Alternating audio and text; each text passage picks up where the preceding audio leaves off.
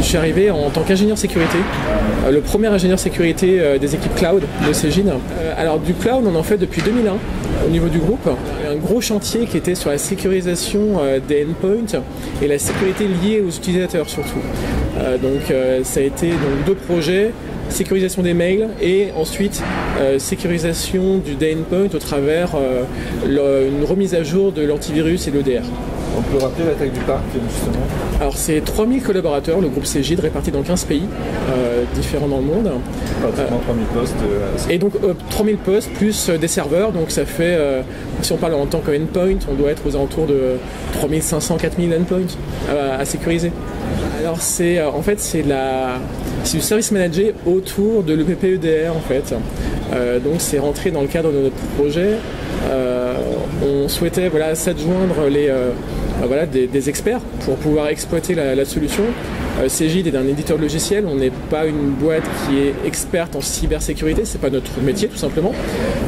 Donc on n'était pas voué à avoir une très grosse équipe d'experts en SOC ou d'experts en cyber. Dans ce genre de projet, ce qui est important, c'est la communication en fait, entre les équipes. Parce que le partenaire ne connaît pas le contexte. Nous, on connaît le contexte, mais on ne connaît pas forcément toutes les subtilités du produit.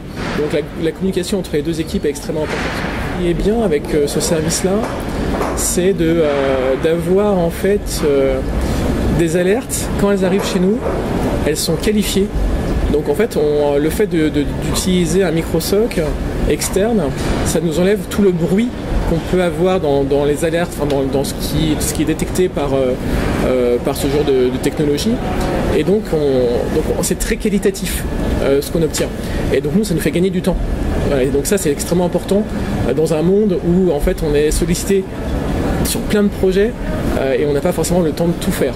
Donc le fait d'avoir des alertes qualifiées, ça nous permet de gagner du temps.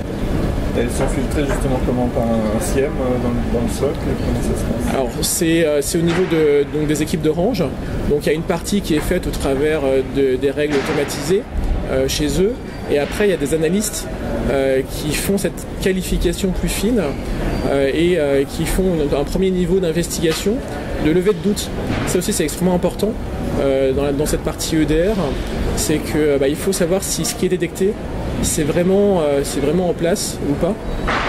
Vraiment cette partie investigation et levée de doute, c'est le critère différenciant et c'est vraiment l'apport que nous apporte Microsoft d'Orange Cyberdéfense. Ce qui nous a plu dans la solution qui nous a été proposée par SentinelOne, c'est d'avoir un produit où les 2 sont associés. On évite de multiplier les agents sur les postes pour des raisons de performance et d'empreinte sur les postes de travail et les serveurs. Donc le fait de pouvoir nous proposer un agent qui était capable de faire les 2 en même temps, que ça tout soit remonté au même endroit et comme ça tout travaille ensemble. Et donc ça c'est vraiment quelque chose qui nous a plu. Ça apporte de la cohérence. Exactement, de la cohérence dans le travail au quotidien. Oui. C'est vrai que ça a été un projet que nous on avait identifié sur 2020.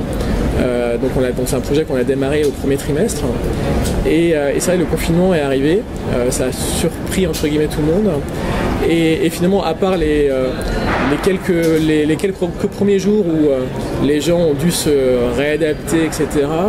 On a tous basculé en télétravail et finalement le projet s'est déroulé de manière assez classique parce qu'en fait on a tous les moyens de travailler à distance. Eu peut-être quelques semaines de décalage et on s'était laissé pas mal de marge. Donc finalement, la prise de décision qu'on avait demandé, qu'on s'était prévu de faire cet été, on a pu le faire cet été. Voilà, donc fin juillet, début août, on a pris la décision de partir avec SentinelOne et le micro-SOC d'Orange Cyberdéfense. Et le déploiement est toujours en cours?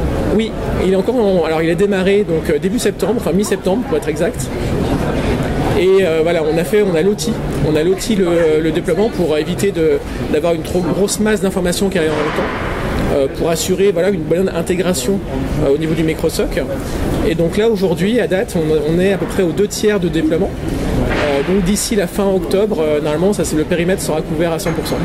Les serveurs seront également protégés à travers. Ouais, tout à fait. Les serveurs internes, ils sont intégrés dans le périmètre des endpoints. Ouais, tout à fait. Ça comprend combien de machines physiques?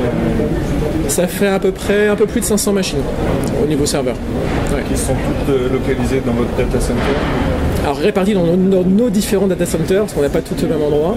Mais oui, c'est des data centers qu'on n'a pas en propre, parce que comme je vous dis, on n'est pas non plus, ouais, on est en location. Cette communication et ces échanges très réguliers avec les différentes parties du projet, ça c'est clé pour avoir un projet réussi. En fait, dans le contrat, donc on a un certain nombre d'engagements, donc de temps de réaction, de temps de prise en charge, etc.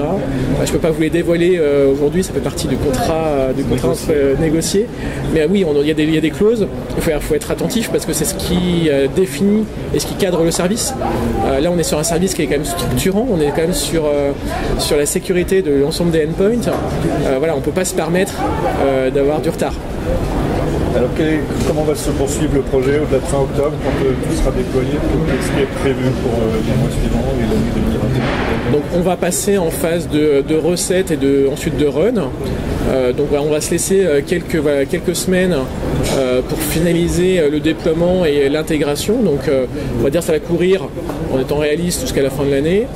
Et ensuite on va exploiter en co-exploitation parce que c'est quelque chose qui est intéressant avec l'offre qu'on a sélectionnée, c'est qu'on a aussi un accès à la console et à l'outil de gestion, ce qui nous permet aussi de pouvoir avoir les mains dedans entre guillemets. Alors, on va pas faire le travail du travail du Microsoft, mais ça permet d'avoir une interaction beaucoup plus simple parce que on sait ce qu'ils ont à disposition. Et ça permet de... Tableau de bord personnalisé. Oui, c'est ça, exactement. Et ça nous permet en fait de discuter beaucoup plus rapidement avec les mêmes éléments en fait. Ouais, c'est ça qui est intéressant. Est-ce que les smartphones sont déjà pris en compte ou est-ce que c'est prévu? Alors c'est prévu, c'est pas encore pris en compte, et c'est un sujet qu'on va adresser donc courant d'année prochaine. On a une grosse activité d'un point de vue DevSecOps au niveau du groupe Cegid. On est éditeur, donc c'est vrai que c'est des sujets qu'on est en plein dedans. Et ça c'est aussi un gros sujet qui a débuté sur 2020 et qui va continuer sur 2021 et après. Et ça c'est la communication entre les équipes.